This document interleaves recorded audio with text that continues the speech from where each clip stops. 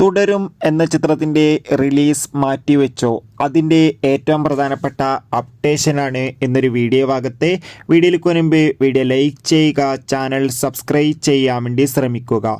മോഹൻലാൽ, ശോഭന എന്നൊക്കെ പ്രധാന കഥാപാത്രങ്ങളായെത്തി തരുൺ മൂർത്തിയുടെ സംവിധാനത്തിൽ വരാൻ പോകുന്ന ചിത്രമാണ് തുടരും.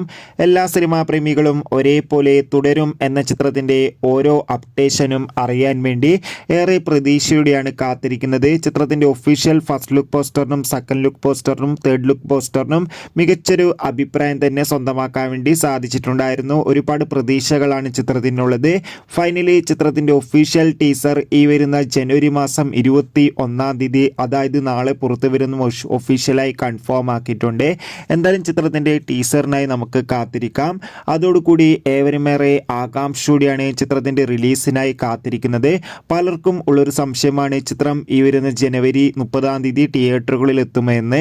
ഇപ്പോൾ നിലകിട്ടുന്ന റിപ്പോർട്ടുകൾ പ്രകാരം ചിത്രം ഈ വരുന്ന ജനുവരി 30-ാം തീയതി തന്നെ തിയേറ്ററുകളിൽ എത്തുമെന്നാണ് റിപ്പോർട്ടുകൾ സൂചിപ്പിക്കുന്നത്. കാത്തിരിക്കാം. ബൈ.